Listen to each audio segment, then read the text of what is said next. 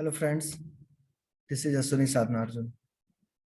और आज के लेक्चर में हम डिस्कस करेंगे एक बहुत ही छोटा सा टॉपिक, जिसमें केवल फैक्ट जो है वो हमको ध्यान रखने हैं। बहुत ज्यादा कॉन्सेप्ट की बात इसमें नहीं की जा सकती। इससे पहले जो हम लोगों ने हिंदू लॉ पे टॉपिक डिस्कस किया है वो है सोर्सेज ऑफ हिंदू लॉ। तो उसमें सब सोर्सेज हम लोगों ने देखे हैं। सोर्सेज से ही रिलेट करके स्कूल्स ऑफ हिंदू लॉ है। स्कूल्स ऑफ कह सकते हैं कि एक जैसी ओपिनियन किसी पॉइंट पे जिनकी होती है उनको एक ही स्कूल में हम रख सकते हैं। जैसे ज्यूरिस्प्रूडेंस आप देखते हैं, एनालिटिकल स्कूल है, हिस्टोरिकल स्कूल है, ठीक है। ऐसे ही यहाँ भी स्कूल्स ऑफ हिंदू लॉ हैं।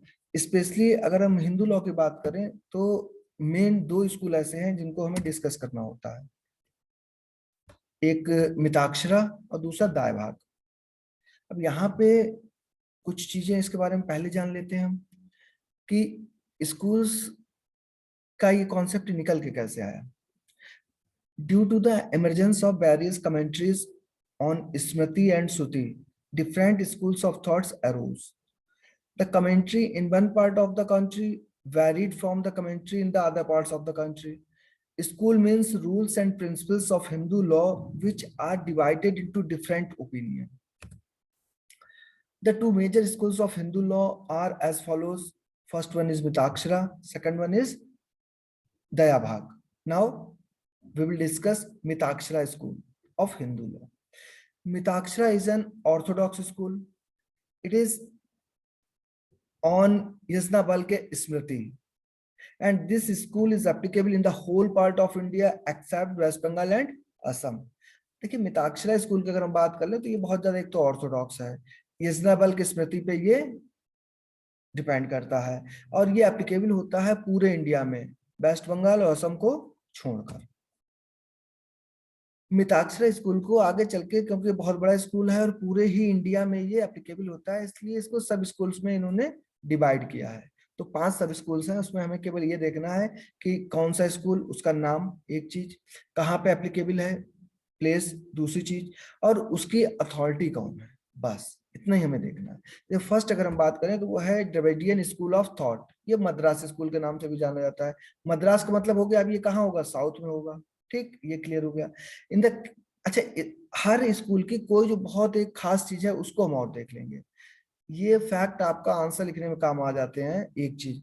दूसरा, अब जो हम फैक्ट डिस्कस करेंगे, ज्यादातर ये बहुत टफ क्वेश्चंस हो जाते हैं, यूपीएससी वगैरह में पूछे जाते हैं, जीडीसी में बहुत ज्यादा इनका पूछा भी नहीं जाता है, लेकिन फिर भी हम इसको डिस्कस किए लेते हैं। In the case of adoption by a widow, it has a peculiar custom that the consent of the subindas was necessary for a valid adoption. जो द्रविडियन स्कूल ऑफ थॉट या मद्रास स्कूल है, इसमें अगर कोई window adopt करना चाहती है तो जो सपिंडाज हैं उनकी कंसेंट जरूरी होती है। मेन अथॉरिटी इसकी कौन है, स्मृति चंद्रिका, एक चीज। इसका ऑथर कौन है, देवनंदा भट्टा। बस याद रखना है कि द्रविडियन स्कूल में कंसेंट जरूरी होती है, साउथ में ये है, और स्मृति चंद्रिका जो है इसकी अथॉरिटी है, उसका ऑथर कौन है, देवानंदा भट्टा। ऐसे ही Maharashtra school, Bombay school of thought के नाम से जाना जाता है। It exist in Bombay and Gujarat.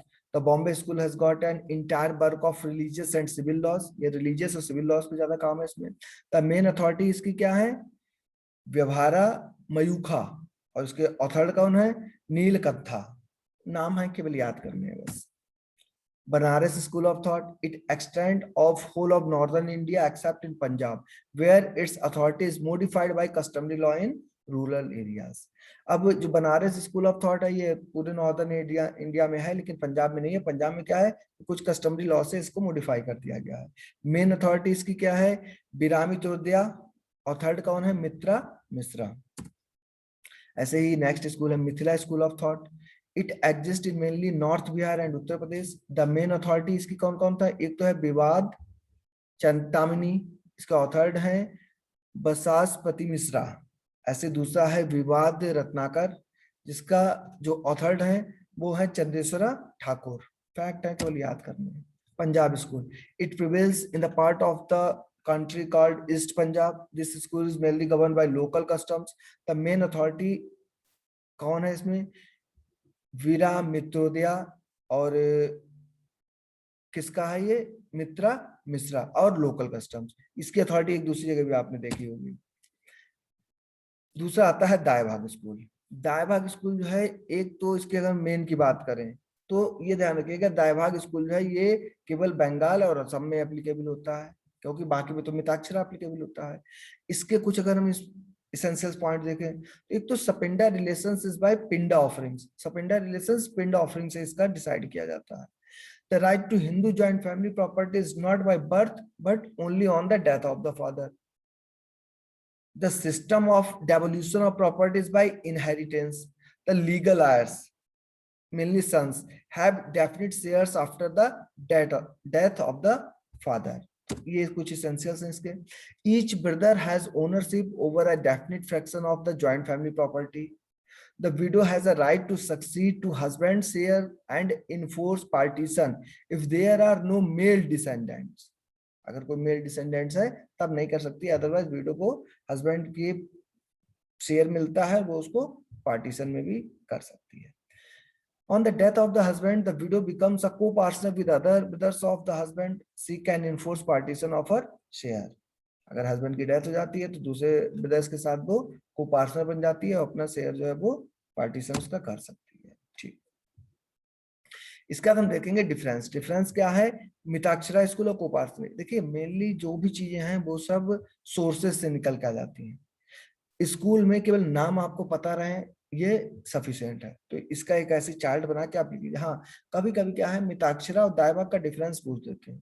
दूसरा क्या है, अब जैसे कुछ जो कॉन्सेप्ट है वो कोपार्सनरी पे डिपेंड करते हैं, कुछ कॉन्सेप्ट जो है वो सक्सेशन पे डिपेंड करते हैं, कुछ जो है वो माइग्रेट अगर कोई होता है तब क्या होता है। तो जब सक्सेशन पढ़ेंगे तब अच्छे से समझ में आ जाएगा मिताक्षरा की क्या पोजीशन, दायभाग की। यहाँ पे हम पूरा सक्सेशन या पूरा कोपार्सनरी नहीं पढ़ने जा रहे हैं, यहाँ पे केवल हम कुछ पॉइंट्स बता दे रहे हैं कि अगर कभी आ जाता है मिताक्षरा और दायभाग में क्या डिफरेंस होता है तो उसको आप लिख पाओ। अब देखिए हम डिफरेंस बात कर रहे हैं, मिताक्षरा में एक पॉइंट देखेंगे और फिर डिफरेंस उसका देखेंगे दयाभाग से। जैसे मिताक्षरा क्या कहता है, right of a son by birth in the ancestral property equal to the interest of his father. कि मिताक्षरा में जैसे ही सन का बर्थ होता है एंसेस्ट्रल प्रॉपर्टी में उसका इक्वल शेयर हो जाता है। ठीक, दायभाग में क्या होता है, a son is entitled to his ancestral property only on the death of his father. The father is the absolute owner of his property in his lifetime. Lifetime में फादर ही जो है वो ओनर होता है, हाँ उसकी डेथ के बाद सन को जाती है। तो ये डिफरेंस था। अब वो भी अब हिंदू सक्सेशन एक्ट आ गया है, कई चीजें अमेंडमेंट हो चुकी हैं, कई चीजें अमेंडमेंट हो चुकी हैं। ठीक है, तो ये केवल डिफरेंस के लिए हम बता देंगे कि मिताक्षरा और दायभाग में क्या डिफरेंस है। Mittakshara, a son becomes co-partner right after his birth. His right is applicable to the property of his grandfather and great-grandfather. अब ये जो इसमें जो मिताक्षरा में होता है ये बर्थ से ही हो जाता है, अपने ग्रैंडफादर ग्रैंड ग्रैंडफादर पे भी इसको एप्लीकेबल होता है। दाय भाग में ये कब को पार्टनर बनता है, जब इसके फादर की डेथ हो जाती है। Mitakshara, everyone is entitled to the property as an unit. Their shares are not defined, they have only the commodity of ownership.